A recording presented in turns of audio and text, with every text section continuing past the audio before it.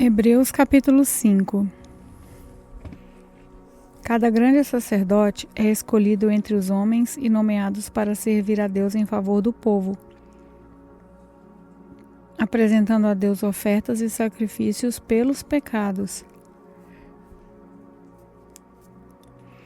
Como ele próprio tem as suas fraquezas, pode ter paciência com os ignorantes e com os que cometem erros. E porque ele mesmo é fraco, precisa oferecer sacrifícios não somente pelos pecados do povo, mas também pelos seus próprios pecados. Ninguém escolhe para si mesmo a honra de ser grande sacerdote.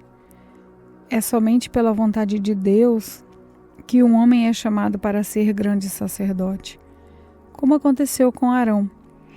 Assim também Cristo não tomou para si mesmo a honra de ser grande sacerdote. Foi Deus quem lhe deu essa honra, pois lhe disse: "Você é o meu filho, hoje eu me tornei o seu pai." Em outro lugar, as Escrituras Sagradas, ele também disse: "Você será sacerdote para sempre, na ordem do sacerdócio de Melquisedeque." Durante a sua vida aqui na terra, Cristo, em voz alta e com lágrimas, fez orações e súplicas a Deus, que o podia salvar da morte, e as suas orações foram atendidas porque ele era dedicado a Deus. Embora fosse o Filho de Deus, ele aprendeu por meio dos seus sofrimentos a ser obediente. E depois de ser aperfeiçoado, ele se tornou a fonte da salvação eterna para todos os que lhe obedecem. E Deus o nomeou grande sacerdote, na ordem do sacerdócio de Melquisedeque. Temos muito o que dizer a respeito desse assunto, mas por que vocês custam a entender as coisas? É difícil explicá-las. Depois de tanto tempo, vocês já deviam ser mestres, mas ainda precisam de alguém que lhes ensine as primeiras lições dos ensinamentos de Deus. Em vez de alimento sólido, vocês ainda precisam de leite. E quem precisa de leite ainda é criança e não tem nenhuma experiência para saber o que está certo ou errado. Porém, a comida dos adultos é sólida, pois eles, pela prática, sabem a diferença entre o que é bom e o que é mal. Hebreus capítulo 6. Assim, vamos em frente a fim de chegarmos ao ensinamento de adultos, deixando para trás as primeiras lições da mensagem de Cristo. Nós não vamos colocar de novo as bases dessa mensagem, isso é, a necessidade de abandonar uma vida inútil e de crer em Deus. O ensinamento a respeito dos batismos e da cerimônia de pôr a mão sobre os cristãos e a ressurreição dos mortos e o julgamento eterno. Vamos em frente. E, se Deus quiser, é isso que faremos. Como é que as pessoas que abandonaram a fé podem se arrepender de novo? Elas já estavam na luz de Deus. Já haviam experimentado o dom do céu e recebido a sua parte do Espírito Santo. Já haviam conhecido por experiência que a palavra de Deus é boa e tinham experimentado os poderes do mundo que há de vir. Mas depois abandonaram a fé e é impossível levar essas pessoas a se arrependerem de novo, pois estão crucificando outra vez o Filho de Deus e zombando publicamente dele. Deus abençoa a terra que recebe a chuva, a qual muitas vezes cai sobre ela e produz plantas úteis para aqueles que trabalham nela. Mas a terra que produz mato e espinhos não serve para nada. Ela corre o perigo de ser amaldiçoada por Deus e acaba sendo queimada. Porém, ainda que falemos dessa maneira, Meus queridos irmãos, estamos certos de que vocês têm as melhores bênçãos que vêm da salvação. Deus não é injusto. Ele não esquece o trabalho que vocês fizeram, nem o amor que lhe mostraram na ajuda que deram e ainda estão dando aos seus irmãos na fé. O nosso profundo desejo é que cada um de vocês continue com entusiasmo até o fim, para que, de fato, recebam o que esperam. Não queremos que se tornem preguiçosos, mas que sejam como os que creem e têm paciência, para que assim recebam o que Deus prometeu. Deus fez a promessa a Abraão e jurou cumpri-la. E, como não havia ninguém maior do que ele mesmo, Deus jurou pelo seu próprio nome.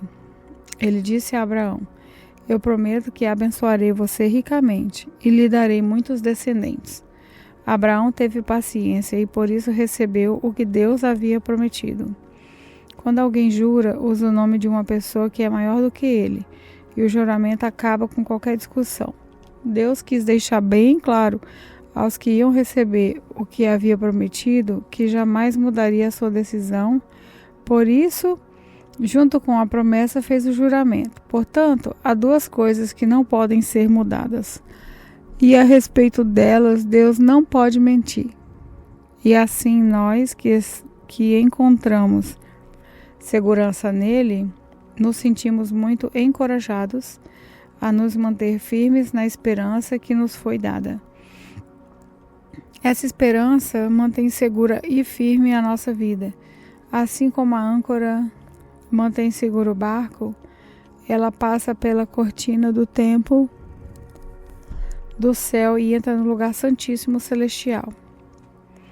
Foi lá que, para o nosso bem, Jesus entrou antes de nós, e ele se tornou para sempre o grande sacerdote, na ordem do sacerdócio de Melquisedeque.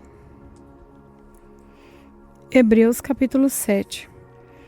Esse Melquisedeque era rei da cidade de Salém e sacerdote do Rei Altíssimo. Quando Abraão estava voltando da batalha em que matou os reis, Melquisedeque foi ao encontro dele e o abençoou. Abraão lhe deu a 10ª parte de tudo o que havia tomado dos inimigos na batalha. O nome de Melquisedeque quer dizer, primeiramente, Rei da Justiça. E porque ele era rei de Salim, o seu nome também quer dizer Rei da Paz. Não se conhece o pai, nem a mãe, nem qualquer antepassado de Melquisedeque. E também não se sabe nada sobre o seu nascimento e sobre sua morte. Por ser como o Filho de Deus, ele continua sacerdote para sempre. Vejam como Melquisedeque era grande. Abraão, o patriarca, lhe deu a 10ª parte de tudo o que havia tomado dos inimigos da batalha. Conforme a lei de Moisés, os sacerdotes que são descendentes de Levi têm a obrigação de receber do povo a 10ª parte de tudo. Eles recebem dos seus próprios patrícios, embora estes também sejam descendentes de Abraão. Melquisedeque não era descendente de Levi, mas recebeu a 10ª parte daquilo que Abraão havia tomado na batalha e o abençoou. Sim, abençoou o próprio Abraão, que havia recebido as promessas de Deus. Não há dúvida de que aquele que abençoa é mais importante do que aquele que é abençoado. No caso dos sacerdotes, a 10ª parte é recebida por homens que um dia vão morrer. Mas no caso de Melquisedeque, como dizem as Escrituras Sagradas, a 10ª parte foi recebida por alguém que continua vivo. Portanto, quando Abraão pegou a 10ª parte, Levi, cujos descendentes recebem a 10ª parte, também pagou. Pois Levi não tinha nascido e, por assim dizer, ainda estava no corpo do seu antepassado Abraão, quando este se encontrou com Melquisedeque. A lei do povo de Israel recebeu-se baseada no sacerdote dos levitas. Ora, se o trabalho dos sacerdotes levitas tivesse sido perfeito, não havia necessidade de aparecer outro tipo de sacerdote, da ordem do sacerdócio de Melquisedeque, e não da ordem de Arão. Pois, quando se muda o sacerdócio, a lei também precisa ser mudada.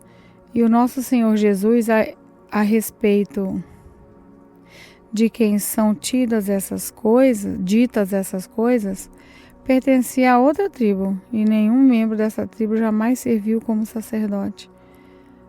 É sabido que, por nascimento, Jesus, o nosso Senhor, pertencia à tribo de Judá. E Moisés não disse nada dessa tribo quando falou a respeito dos sacerdotes. E tudo isso se torna bem claro, pois surgiu um sacerdote diferente, parecido com Melquisedeque.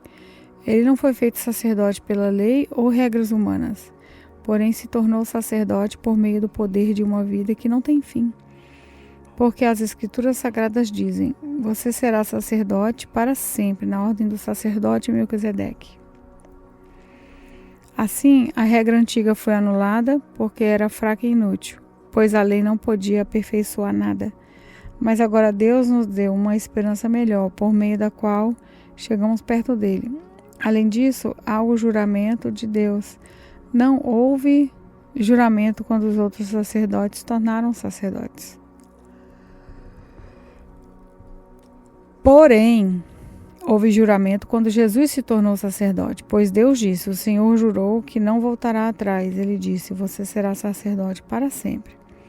Portanto, essa diferença também faz com que Jesus seja a garantia de uma aliança melhor. Há ainda outra diferença. Os outros sacerdotes foram muitos porque morriam e não podiam continuar o seu trabalho. Mas Jesus vive para sempre e o seu sacerdócio não passa para ninguém. E por isso ele pode, hoje e sempre, salvar as pessoas que vão a Deus por meio dele, porque Jesus vive para sempre, a fim de pedir a Deus em favor delas. Por isso Jesus é o grande sacerdote de quem necessitamos. Ele é o perfeito e não tem nenhum pecado ou falha. Ele foi separado por pecadores e levados acima dos céus. Ele não é como os outros grandes sacerdotes. Não precisa oferecer sacrifícios todos os dias, primeiro pelos seus próprios pecados e depois pelos pecados do povo. Ele ofereceu um sacrifício uma vez por todas, quando se ofereceu a si mesmo. A lei de Moisés escolheu homens que são imperfeitos para serem grandes sacerdotes, mas pelas promessas feitas com o juramento, a qual veio depois da lei de Moisés, Deus escolhe o Filho que se tornou perfeito para sempre.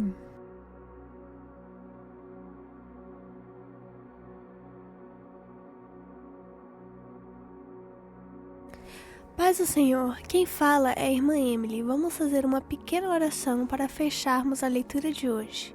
Senhor Deus, querido amado Pai, muito obrigado por essa leitura de hoje e obrigado que o Espírito Santo falou em nossos corações e escreveu a Tua palavra em nossos corações e na nossa mente. Renova nossa mente para que possamos praticar aquilo que o Espírito Santo colocou em nosso coração de fazer. Em nome de Jesus, amém.